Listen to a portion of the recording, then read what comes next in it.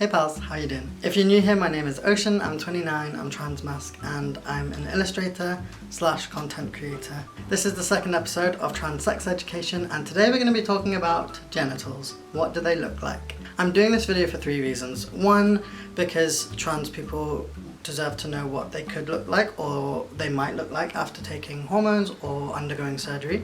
2, representation matters. I think a lot of us feel quite isolated until we see someone that looks like us. 3, because I think a lot of the time what we don't know can become scary or make us feel anxious. If by the end of this video you feel represented or educated or less anxious about what trans bodies look like, then I've done my job. Starting with ground rules, it's important to note that it's not appropriate to ask people what their genitals look like.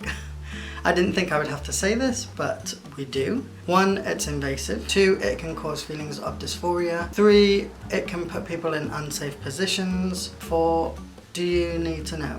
Unless you're going to be seeing trans people naked, i.e. you're going to be sleeping with someone, you're going to go to a sauna with someone, you're going to be intimate with someone, even then, do you really need to know beforehand? Do you ask cis people what they look like naked before you sleep with them? I mean, maybe in today's world of hookup culture and dating apps, it's a bit of a norm, but I would say you don't really need to know.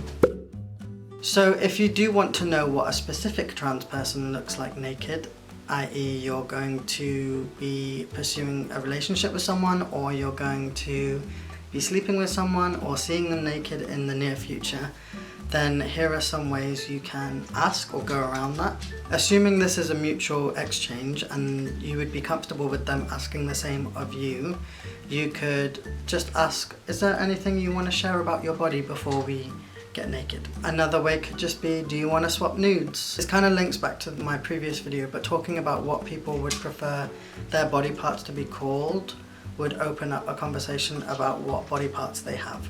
This video is not going to be as straightforward as trans men look like this and trans women look like this and non-binary people are somewhere in between and intersex people look like this. Trans bodies are incredibly diverse because of multiple reasons. 1, there are hormones involved, whether that is the hormones they have in their body already or the hormones they get prescribed or take through injections, patches, gels, pills. Another thing is surgery. There are so many different surgeries someone can have, and it's not as simple as penis or vagina, unlike that vaginoplasty video that we all watched. There are intersex bodies which are still not very known about in the medical field and the general population. We're still learning more and more about what intersex conditions can look like. On top of this, you've got ethnicity, disabilities, body shape and size, and all the other things that make people diverse in general. Also, this is just a warning that I'm going to be using anatomical terms and scientific terms.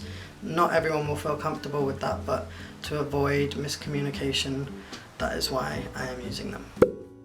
Let's start with transmasculine people who might be taking testosterone. This is people that are assigned to female at birth typically, or intersex people sometimes. Breasts can decrease in size. Binding can damage breast tissue or flatten the breasts a bit more so they can appear a bit more droopy. And then you have the clitoris or the T-dick, which can grow on testosterone. This also can make it respond more like a penis. A lot of people don't realize that the clitoris can actually respond like a penis without any testosterone, but when you take testosterone it becomes bigger, and then that response or similarity can be more defined. So when a person is aroused, it will get bigger and harder. The hood acts like the foreskin, and it can generally just look more like a penis. Some people find that really euphoria inducing, and some people don't mind it as much. Some people don't like it at all. A lot of the transmasculine people in porn tend to have quite visible T-dicks, but it's important to note that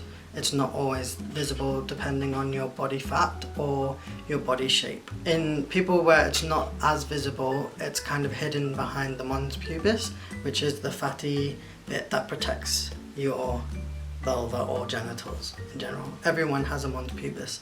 So when trans femme people are taking hormones, which is typically estrogen, breasts can increase in size, the testicles can decrease in size, and the penis can also decrease in size. Like I said before, there are so many different types of surgeries that people can have that are gender affirming. Gender affirming surgery happens across the board with cis people and trans people, but it's just talked about more with trans people. A trans masc person might have top surgery, which is the removal of the breasts. There is also monsplasty, which lifts and takes fat out of the mons pubis. I have a video on how this works.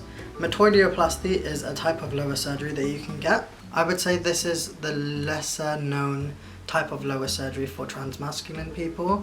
So you can have the clitoris ligament cut, which is what holds it to the pubic bone. If you get that cut, the penis can appear more visible. Some people choose to get urethral lengthening, which is when they take a skin graft, usually from your mouth, attach it to the underside and then close it up so that you can pee through your penis. Some people choose to get scrotoplasty and testicular implant. Some people get all of those things and a vaginectomy, but you do not have to get a vaginectomy if you want urethral lengthening or scrotoplasty. You can choose what you get. You might be wondering, why would you keep your vagina if you want a penis?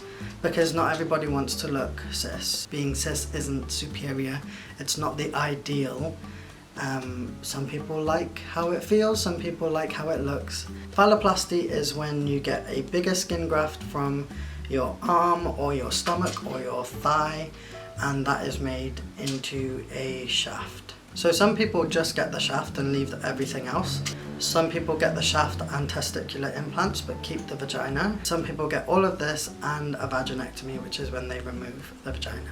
My knowledge on trans femme procedures is a bit more limited because I'm not experiencing that. From what I know, there is an orchiectomy that you can get, which is the removal of one or both testicles. This can be for aesthetic reasons, or this can be so you don't produce as much testosterone. Then there is also vaginoplasty, which is the creation of a vagina. You can get penis preserving vaginoplasty, which means you get to keep your penis and a vagina is made, so you can have both. A lot of people don't realize that you can keep your penis if you want a vagina, so great news.